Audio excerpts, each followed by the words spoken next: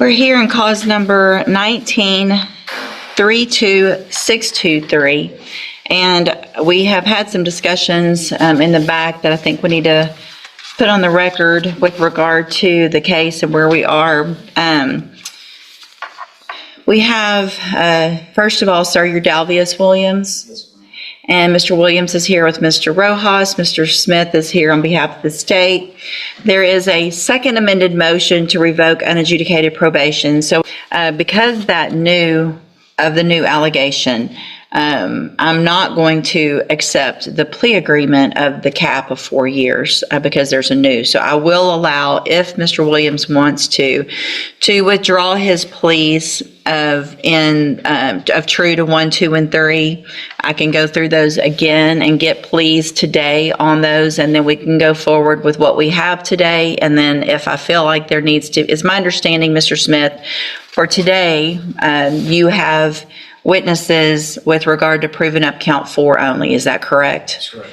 So what we can do today, depending on what those pleas are, either way, we'll go forward with what we have because there's witnesses here. And then if I feel like I need to postpone the hearing to another date for the state to prove up more, then we can do that then. So, Mr. Williams, the best you can, I need you to raise your right hand, sir. Do you swear or affirm the testimony you're going to give in this hearing will be the truth, the whole truth, and nothing but the truth, so help you God? Yes, ma'am. Thank you. You can put your hand down. And so, Mr. Rojas, what is y'all's position? Judge, I think after discussions with Mr. Williams, I think he would like to withdraw his plea of true to count number 3. Okay. So just to go back, count 1, Mr. Williams alleges that you violated your probation by failing to report to the probation department October 25th and December 15th of 2022. You had previously pled true that that was true. And do you want to continue to plead true to that count? Yes, ma'am. Okay. And then count 2 alleges that you're behind in your court-assessed fees as of January 4th of 2023 in the amount of $3,638. You previously pled true to that count. And do you want to continue with your plea of true to count 2? Count 3, which was in the added in the first amended motion, alleges that you committed the offense of evading arrest or detention July 14th of 2024. You had previously pled true to that count, and do you want to change your plea of true in that count? Yes, ma'am. You want to change your plea to not true? Yes, ma'am. Okay, so we'll enter a plea of not true to that count. And Mr. Smith, I know you weren't prepared, I guess, for that, but have y'all had any contact with the officer? I would think that would be a one witness. It's actually several witnesses, Judge. Okay. They're going to serve a warrant at his house. There were 2 officers in the back that see him come out of the back of the house. Okay. Knocking on the front door, so we need both of them. Okay. Okay. All right. So we'll see where we get today then. Mr. Williams is on probation for possession of a controlled substance, and that, which was a 3rd-degree felony, correct? No. That's Yes, been, oh, it was as well. I've got the indictment pulled up from the injury to a child. That's a 3rd-degree felony. But that possession of a controlled substance is a 3rd degree as well. So the range of punishment is between 2 years and 10 years. And Mr. Williams, I also want to make sure you understand that if we go forward with this motion and I do end up revoking your probation, then later, if the state does prove, so we have the injury to a child, that new case, if you're found guilty in that new case, then the punishment could be stacked. Do you understand?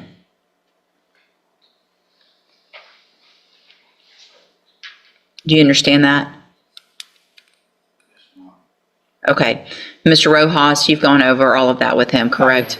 And it's also my understanding that y'all had, even in the back, Mr. Williams' mom in the back to go through everything, what his options were and all of that this morning. Is that correct as well? That's correct, Okay. What if any offers? I want to make sure Mr. Williams on the record rejects anything that's been offered. We had offered 4 years in this case, Judge, and he is rejecting that offer.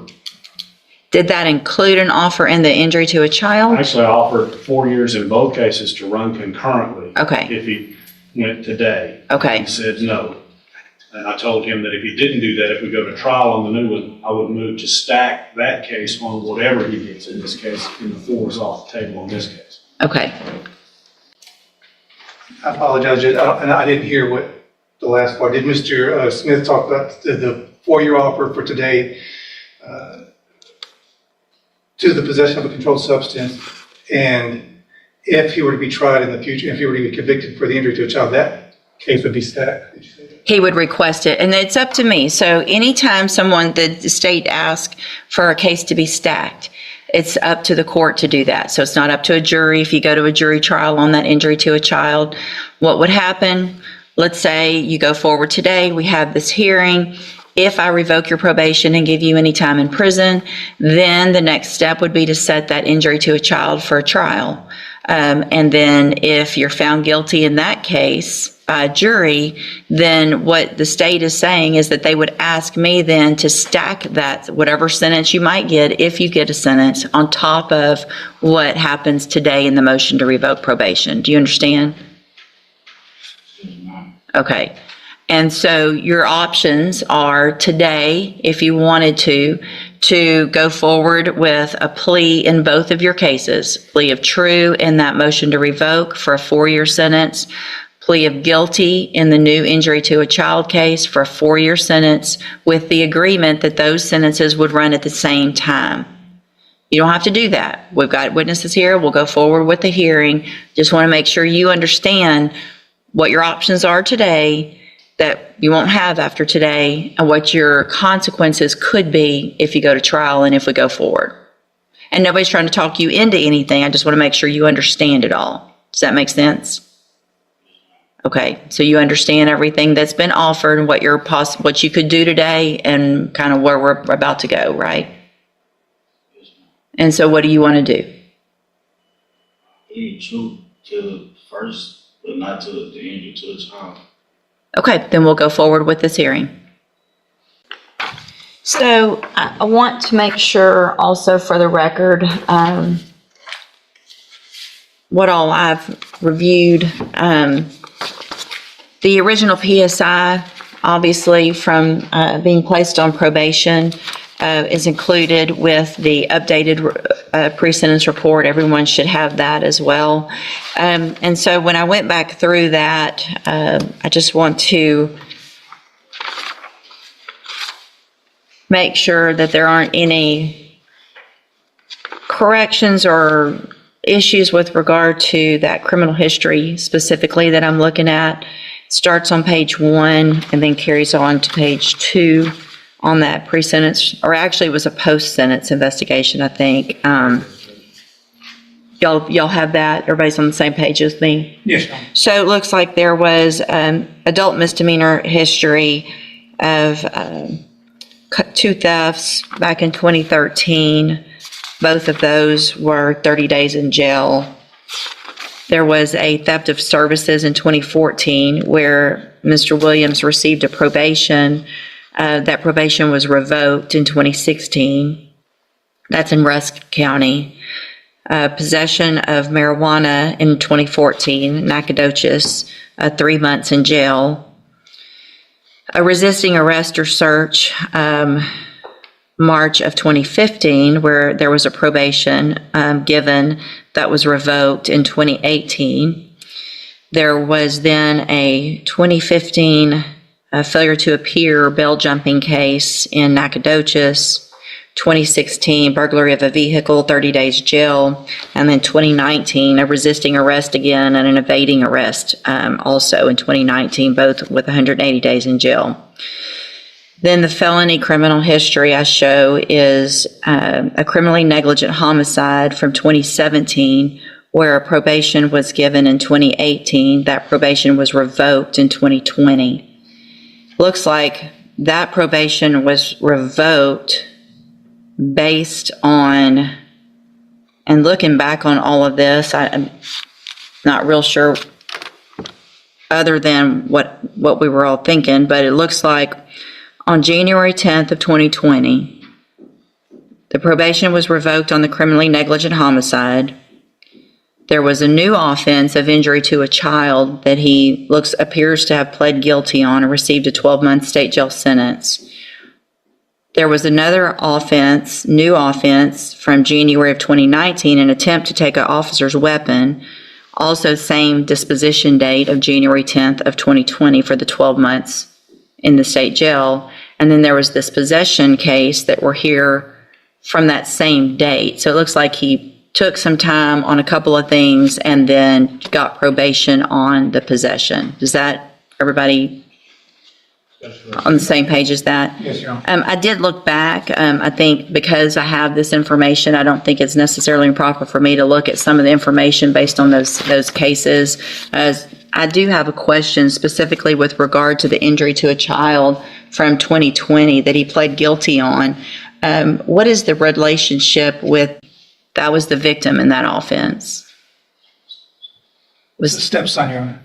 So Ms. Broussard has other children Yes. that are not from Mr. Williams. At least one, Your Honor, yes. So when we went back through, Mr. Williams entered pleas of true to counts 1 and 2. So I am going to find, based on those pleas, counts 1 and 2 true. Count 3 entered a plea of not true, as well as on count 4. I am going to find, based on the evidence presented today with regard to count 4, that there is sufficient evidence to find count 4 true. And at this time, I am going to find count 4 true. I understand everyone's position. I think with regard to, there'd be different evidence, I would think, and probably more potentially at a trial. I'm not required to look at all that. And obviously the level of the burden is different. So count 4 is true. Mr. Rojas, you may proceed with argument. Judge, when we did the initial plea, we got the updated PSI report. And they were recommending that if probation were to be granted of ISF. Obviously, that can't happen with a new charge pending. He does have this new injury to a child that after speaking with the family, I don't think he's going to be able to bond out even if you were to keep him on probation.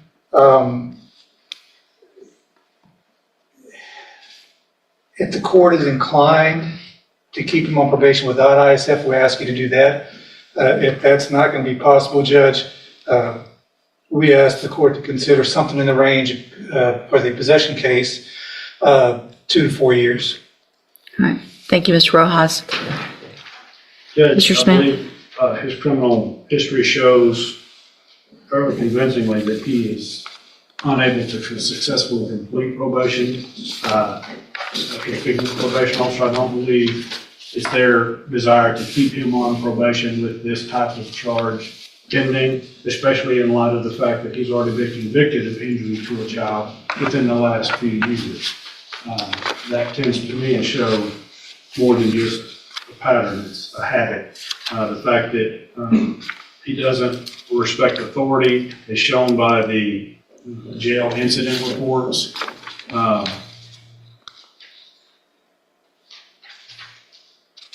feel like he needs to be revoked in this particular case, and we're asking for no less than 5 years, somewhere between 5 and 10 years as punishment in this particular possession.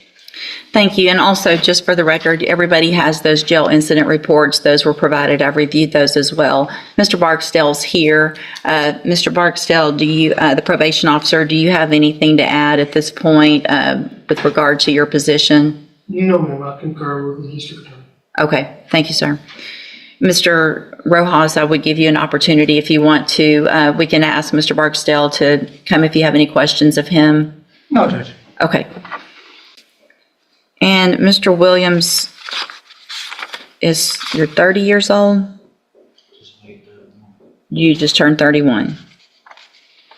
So I appreciate that you have support here and people here to support you, but your behavior to me tells me that you shouldn't be around any children, much less your own. Whatever is happening with you when you're getting angry at these children with what you're doing, because it's the same. This appears to be the exact same type of incident that you pled guilty for a few years ago when I put you on the probation for the possession. And this,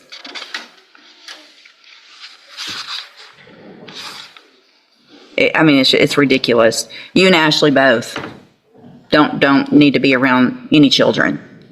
Don't need to be having more children. You can't take care of your own children, and you're disciplining them by doing this. And I don't think there's any reason for anybody to believe that no one said these are scratches. That's not what the doctor said. If there are, they're adjacent to these other marks on the back of this 2-year-old. Going to find, again, that you entered your plea of true to counts 1 and 2 freely and voluntarily. Find those counts true. Find count 4 true. Find sufficient evidence at this time to find you guilty of possession of a controlled substance. I'm going to sentence you to a term of 8 years in the institutional division of the Texas Department of Corrections. You will receive credit on that sentence for any time that you've been in custody that the law gives you the right to receive. I'm going to hand you the trial court certification. I'm making a notation on this because originally it was a plea agreement that when it was signed, I'm making a modification. Let me change it. This was not a plea agreement, so you do have some rights to appeal. I'm also going to hand you a written admonishment regarding, hold on a second, regarding your ineligibility to possess a firearm or ammunition. Because of the judgment entered against you, you're ineligible under Texas law to possess a firearm or ammunition. Possession of a firearm or ammunition could lead to charges against you. Firearm is a legal term, and you should read the written admonishment I provide you to see what devices qualify as a firearm. If you have questions about the laws that make you ineligible to possess a firearm or ammunition or about how long that lasts, you can talk to Mr. Rojas. Thank you all. I'm sorry. I know this is difficult for everyone, but I have no doubt in my mind that Mr. Williams, not just on this occasion, but probably on many, has obviously improperly